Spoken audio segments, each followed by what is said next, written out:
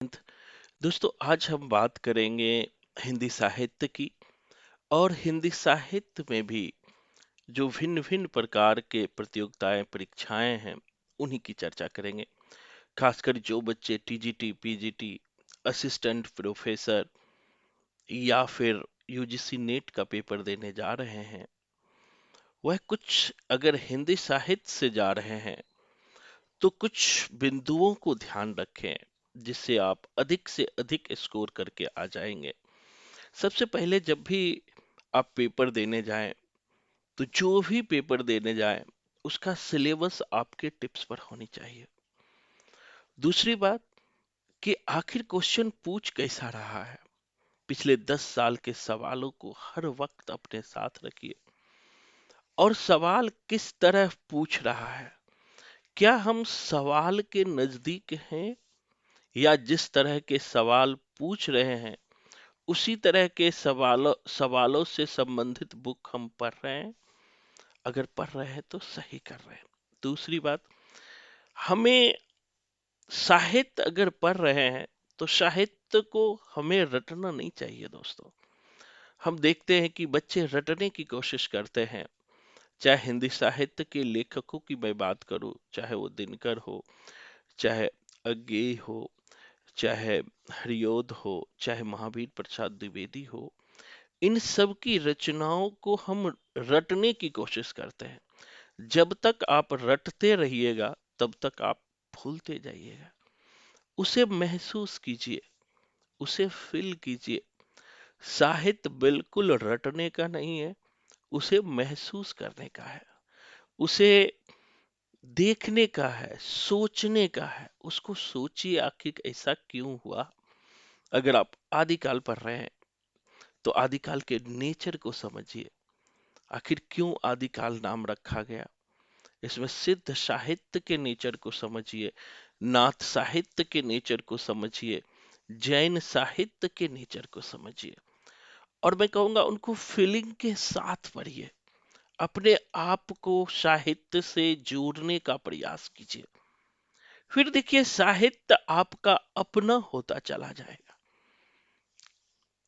इसी तरह से कोई भी टॉपिक आप पढ़ रहे हैं, चाहे वो आदिकाल पढ़ रहे हैं, भक्ति काल पढ़ रहे हैं, रीति काल पढ़ रहे हैं, उपन्यास पढ़ रहे हैं, कहानी पढ़ रहे हैं, नाटक पढ़ रहे हैं, निबंध पढ़ रहे हैं, इन सब के साथ अपना तारतम्य बनाइए।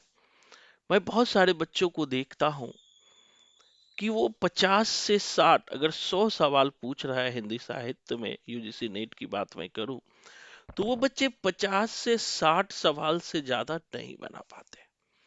आखिर ऐसा क्यों होता है? इसके जड़ में क्या कारण होता है? इसके जड़ में जो सबसे महत्वपूर्ण कारण है वो हमारे अंदर अंडरस्टैंडिंग का नहीं होना है। हम चीजों को समझ नहीं पाते हैं।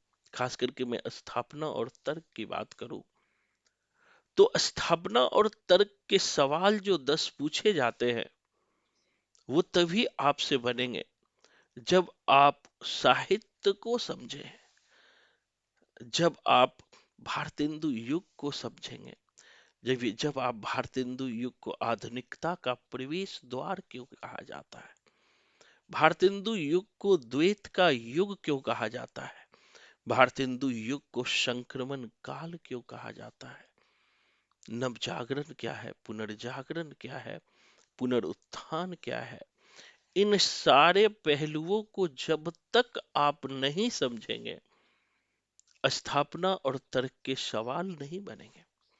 सिर्फ ऑब्जेक्टिव पढ़ने से रिजल्ट बिल्कुल नहीं होगा। खास करके आप यूजीसी नेट का पेपर देने सोच रहे हैं तो आप ये सोचेंगे कि हम ऑब्जेक्टिव रट के जाएं और हम अच्छे स्कोर कर लें, तो ऐसा बिल्कुल नहीं होता है। ये मेरा 10 साल का एक्सपीरियंस भी है। हर साल सवालों का मैं एनालिसिस करता हूँ और एनालिसिस करके मैं आपको भेजते भी रहता हूँ। तो इन चीजों को ध्यान रखिए कि जब तक आपके अंडरस्टैंडिंग डेवलप नहीं होंगे आपसे हर तरह के सवाल नहीं बनेंगे। साथ ही जहां तक रचनाओं की बात है संपूर्ण साहित्य के रचनाओं को याद रखना बहुत ही आसान है। अगर आप चाहते हैं कि संपूर्ण साहित्य के रचना प्लस अंडरस्टैंडिंग कैसे डेवलप किया जाए, तो 1 वीक हम फ्री क्लास दे रहे हैं। फ्री क्लास लेकर देखो, अगर आप में परिवर्तन ना आए तो फिर जीवन में मैं ये बात कहता हूं कि मेरी वीडियो मत देखना। आपका सोच डेवलपमेंट ना हो, आपका अंडरस्टैंडिंग लेवल डेवलपमेंट ना हो, तो फिर पढ़ने की कोई जरूरत नहीं है दोस्तों। मेरा मानना है कि बार बार असफल होने से अच्छा है, बार बार रोने से अच्छा है, एक बार अच्छे से मेहनत करके हंस ले। मैं बहुत सारे बच्चों का मेरे पास फोन आता है, मैं देखता हूँ कोई 4 बार से दे रहा है, कोई 5 बार से दे रहा है, फिर भी उनका रिजल्ट नहीं हो रहा है।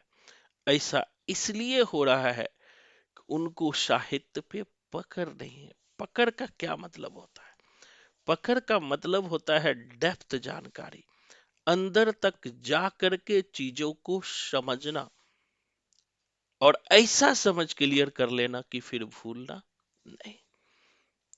और इस तरह अगर आप पढ़ेंगे तो आप भी 70 से 80 सवाल, अगर 100 सवाल पूछ रहे हैं तो कभी कभी 85-90 तक बना सकते हैं। तो इतना कीजिए। धन्यवाद। जय हिंद।